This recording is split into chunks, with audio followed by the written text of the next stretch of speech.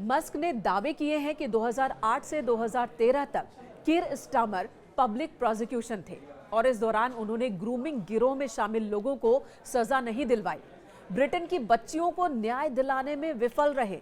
Musk ने UK के security minister जेस फिलिप पर सार्वजनिक जांच को अस्वीकार करने और स्टामर को बचाने के भी आरोप लगाए हैं।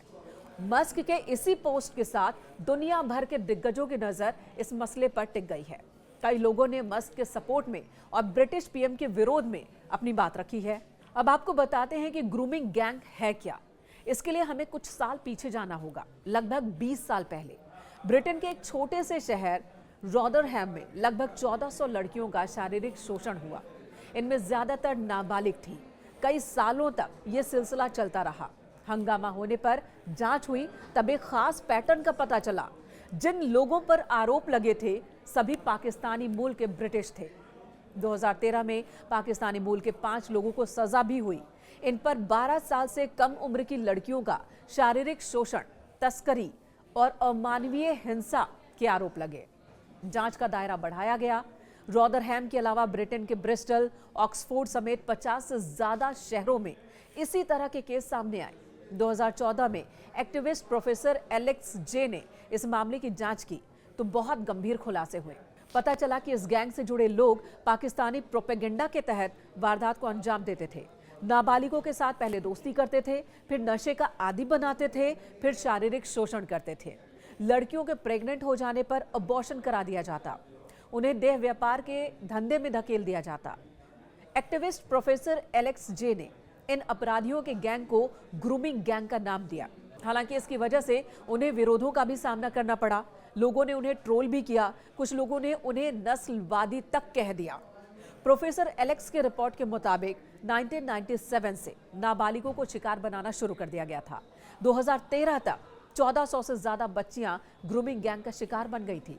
दुखद बात तो यह है कि नस्लवादी करार न दे दिए जाएं, इस डर से ब्रिटेन के अधिकारियों ने इन मामलों में हस्तक्षेप ही नहीं किया। लड़कियों की रिपोर्ट लिखी नहीं गई और अगर लिखी भी गई तो कार्रवाई नहीं हुई। मौजूदा स्थिति की अगर बात की जाए तो ये और भी ज्यादा डरावनी है। ब्रिटेन के पूर्व प्रधानमंत्री ऋषि सुनक ने ग्रूमिंग गिरोहों से निपटने के लिए एक टास्क फोर्स का गठन किया था। इस टास्क फोर्स की रिपोर्ट के मुताबिक 2023 में ब्रिटेन में बच्चों के खिलाफ यौन अपराधों के 1,15,000 से ज्यादा मुकदमे दर्ज किए गए। इनमें से 3.7% मामले समूह आधारित थे और चौंकाने वाली बात यह है कि जो मामले दर्ज हुए 17% मामलों में ग्रूमिंग गिरोहों का हाथ था। रिपोर्ट में चौंकाने वाला तथ्य यह था कि 9% मामले स्कूल, धार्मिक स्थलों और सामुदायिक केंद्रों में सामने आए। ऐसे मामलों में सिर्फ 32 आरोपी ही अब तक दोषी ठहराए गए थे। पूर्व पीएम ऋषि सुनक का साफ कहना है कि बच्चियों का शोषण होता रहा और तमाम सरकारें चुप रहीं, कहीं कार्रवाई करने से नस्लवाद के आरोप न लग जाए। अब जबकि एलन मस्क ने इस मुद्दे को उठाया है तो हर तरफ चर्चा हो रही है। पीएम कीर स्टामर ने पलटवार किया है।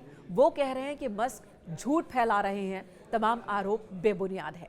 लेकिन एक बात तय है कि ग्रूमिंग गैंग, ये शब्द एक बार फिर ब्रिटेन की राजनीति को गरमा रहा है।